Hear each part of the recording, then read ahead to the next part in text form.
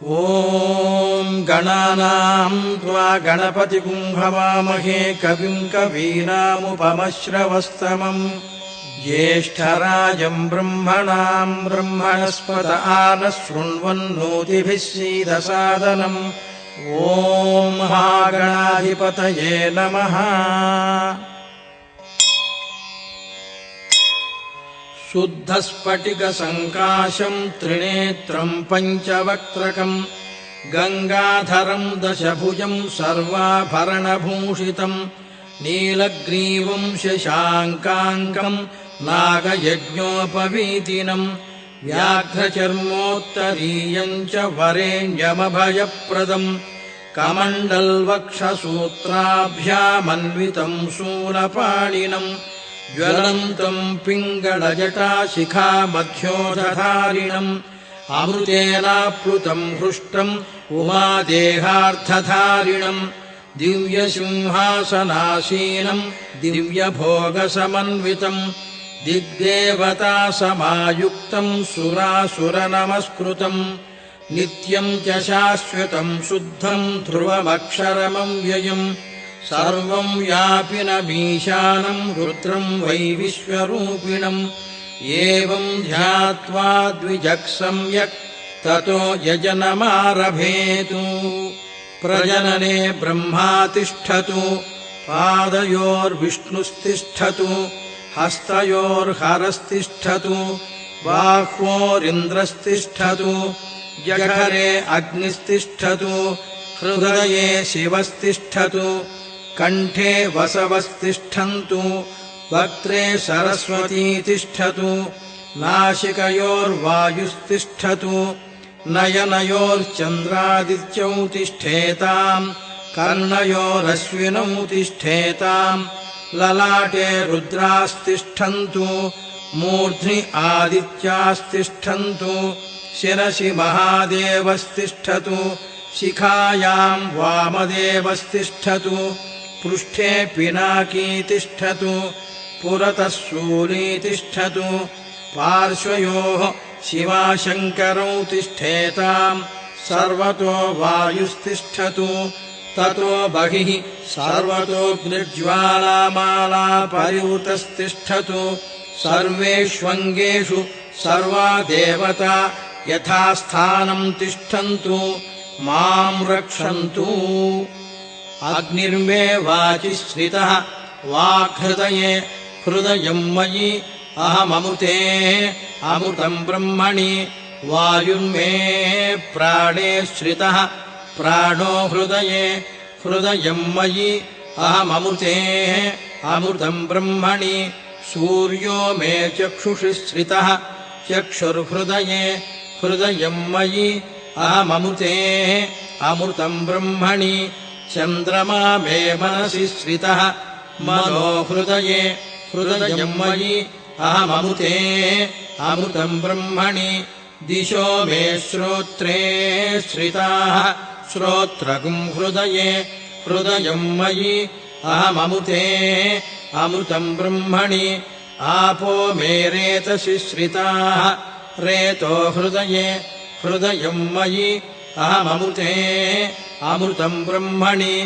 पृथिवी मे शरीरे श्रिता शरीरगुम् हृदये हृदयम् मयि अहममुते अमृतम् ब्रह्मणि ओषधिवनस्पतयो मे लोमसु श्रिताः लोमानि हृदये हृदयम् मयि अहममुते अमृतम् ब्रह्मणि इन्द्रो मे बले श्रितः बलगुम् हृदये हृदयम् मयि अहममुते अमृतम् ब्रह्मणि पर्जन्यो मे मूर्ध्नि श्रितः मूर्धा हृदये हृदयम् मयि अहममुते अमृतम् ब्रह्मणि ईशानो मे मन्यौ श्रितः मन्युर्हृदये हृदयम् मयि अहममुते अमृतम् ब्रह्मणि आत्माम आत्मनि श्रितः आत्मा हृदये हृदयम् मयि अहममुते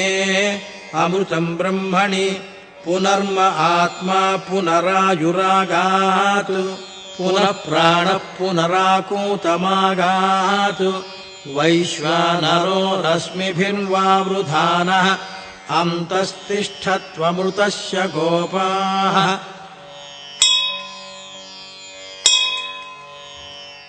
अस्य श्रीरुद्राध्याय प्रश्नमहामन्त्रस्य अघोर ऋषिः अनुष्ठुप्छन्दः सङ्कर्षणमूर्तिस्वरूपो योऽसावादित्यः परमपुरुषः स एष रुद्रो देवता नमः शिवायेति बीजम् शिवतरायेति शक्तिः महादेवायेति कीलकम् श्रीसाम्ब सदाशिवप्रसादसिद्ध्यर्थे जपे विनियोगः। ॐ अग्निहोत्रात्मने अङ्गुष्ठाभ्याम् नमः। दर्शपूर्णमासात्मने तर्जनीभ्याम् नमः। चातुर्मास्यात्मने मध्यमाभ्याम् नमः। निरूढपशुबन्धात्मने अनामिकाभ्याम् नमः। ज्योतिष्ठोमात्मने कनिष्ठिकाभ्याम् नमः। सर्वक्रत्वात्मने करतलकरपृष्ठाभ्याम् नमः। अग्निहोत्रात्मने हृदयाय नमः। दर्शपूर्णमासात्मने शिरसे स्वाहा। चातुर्मास्यात्मने शिखायै वषट्। निरूढपशुबन्धात्मने कवचाय हुम्। ज्योतिष्ठोमात्मने नेत्रत्रयाय वौषट्। सर्वक्रत्वात्मने अस्त्राय फट्। ॐ भूर्भुवः सुवरोमिति दिग्बन्धः। ध्यानम् आपातालनभस्थलान्तभुवनब्रह्माण्डमाविस्फुरत्। ज्योतिस्फाटिकलिङ्गमौलिविलसत्पूर्णेन्दुवान्तामृतैः। अस्तोकाप्लुतमेकमीशमनिशम् रुद्रानुवाकान् जपेत्। ध्यायेदीप्सितसिद्धये ध्रुवपदम् विप्रोऽभिषिञ्चेच्छिवम्। ब्रह्माण्डम् व्याप्तदेहा भसितहिमरुचा भासमाना भुजङ्गैः। कण्ठे कालाः कपर्दाः कलितशशिकलाश्चण्डकोदण्डहस्ताः। त्र्यक्षा रुद्राक्षमालाः सुललितवपुषः शाम्भवा मूर्तिभेदाः। रुद्राः श्रीरुद्रसूक्तप्रकटितविभवा प्रयच्छन्तु सौख्यम्। शं च मे मयश्च मे प्रियम् च मेरुकामश्च मे कामश्च मे सौमनसश्च मे भद्रम् च मे श्रेयश्च मे वश्यश्च मे यशश्च मे भगश्च मे द्रविणम् च मे यन्ता च मे धर्ता च मे क्षेमश्च मे धृतिश्च मे विश्वम् च मे महश्च मे संविच्च मे ज्ञात्रम् च मे सूश्च मे प्रसूश्च मे शीरम् च मे लयश्च मरुतम् च मे मृतम् च मे यक्ष्मम् च मे नामयच्च मे जीवातुश्च मे दीर्घायुत्वम् च मे न मित्रम् च मे भयम् च मे सुगम् च मे शयनम् च मे शूषा च मे सुदिनम् च मे। ॐ नमो भगवते रुद्राय। नमस्ते रुद्रमन्यवभूतो इषवे नमः। नमस्ते अस्तु धन्वने बाहुभ्यामुत ते नमः। यात इषुः शिवतमा शिवम् बभूवते धनुः। शिवाशरम् व्यायातवतया नो रुद्रमुणया। याते रुद्रशिवा तनूरघोरा पापकाशिनी। तया नस्तनुवाशन्तमया गिरिशन्ताभिचाकशीः। यामिषुङ्गिरिशन्तहस्ते बिभर्ष्यस्तवे। शिवाम् गिरित्रताम् कुरु माहि गुंषेः पुरुषम् जगत्।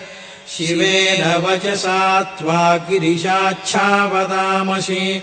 यथा नः सर्वमिज्जगदयक्ष्मगुम् सुमना असत्। अध्यवोचदधिवक्ता प्रथमो दैव्योऽभिषक्।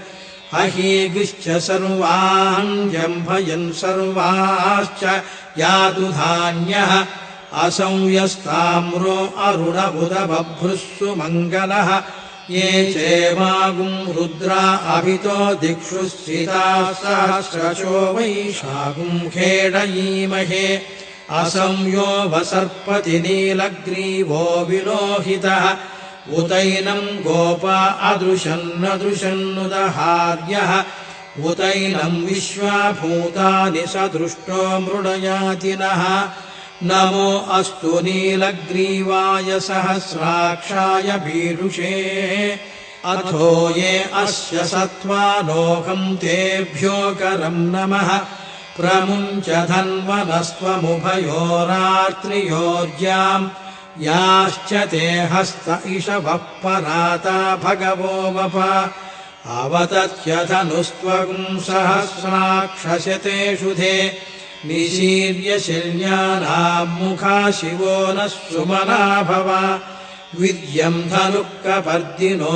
विशल्यो बाणवागुम्भुता अनेशन्नस्येषव आभुरस्य निषङ्गधिः या ते हेतिर्मीढुष्टमहस्ते बभूव ते धनुः तयास्मान् विश्वतस्त्वमयक्ष्मया परिभुजा नमस्ते अस्त्वायुधाय नातताय धृष्णवे उभाभ्यामुत ते नमो बाहुभ्याम् तव धन्वने परिते धन्वनो हेतिरस्मान् वृणक्तु विश्वतः अथो य इषुधिस्तवारे अस्मन्निधेहितम् नमस्ते अस्तु भगवन् विश्वेश्वराय महादेवाय त्र्यम्बकाय त्रिपुरान्तकाय त्रिकाग्निकालाय कालाग्निरुद्राय नीलकण्ठाय मृत्युञ्जयाय सर्वेश्वराय सदाशिवाय श्रीमन्महादेवाय